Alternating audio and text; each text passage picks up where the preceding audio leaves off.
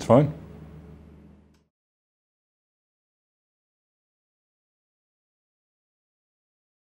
In my conception, sustainability arises from a society's capacity to solve problems.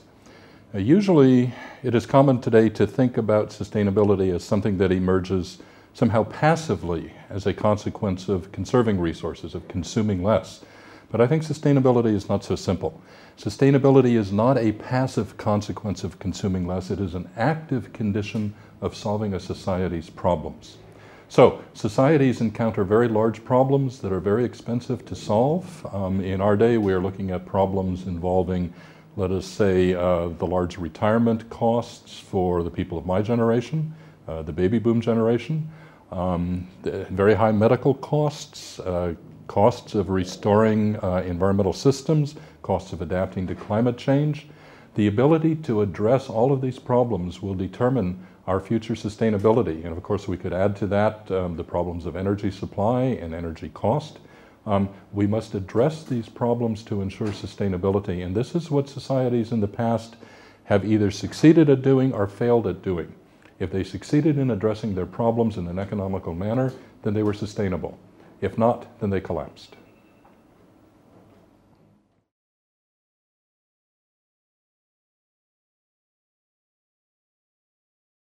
Yes, there's a very excellent example, and that is the collapse of the Western Roman Empire, which is very pertinent here in the Mediterranean basin.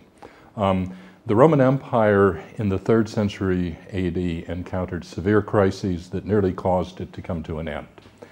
For 50 years, there were nearly continuous civil wars and foreign wars.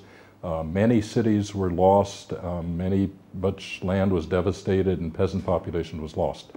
The empire survived this crisis by reforms in the late 3rd and early 4th centuries initiated by very well-known emperors, Diocletian and Constantine. And these emperors resolved the problems by increasing the complexity of the Roman government and the size and complexity of the Roman army. They increased the size of the government, they created many new institutions of government, they increased the size of the Roman army, and this was all very costly. So they had to increase taxes on the peasants in order to pay for this. But the taxes on the peasants had very severe consequences, severe repercussions. So what happened after a few decades was that peasants did not have enough money, enough crops to pay their taxes, and they would begin to abandon their land. Peasants would begin to starve. There are even accounts of peasants selling their children into slavery because they could not feed them. So that the cost of sustainability was really being borne by the peasantry. The solution worked. By increasing the complexity of the government and the size and complexity of the army, the government was able to repel all the invaders and restore order and reunite the empire, and it achieved sustainability for another 200 years. But it did so at a cost that undermined its ability to solve future problems. In other words, it was consuming its capital resources, and that was producing lands and peasant population. And this is in some ways like the future that we may face ourselves, where we will have to undertake higher and higher costs just to maintain the status quo.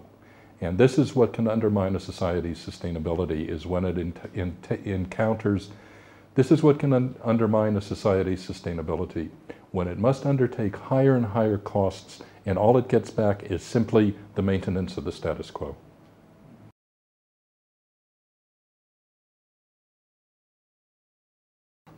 That is a multifaceted question, because sustainability is always a trade-off.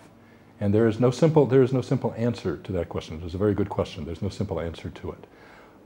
If we give up our consumption of energy, we maybe have less wealth, and that will mean we will have less ability to solve problems, because if we have less wealth, then we have less science, we have fewer technical specialists, we have less engineering, and so all of these problems that are coming at us over the next 20 to 30 years, we will have less capacity to solve them.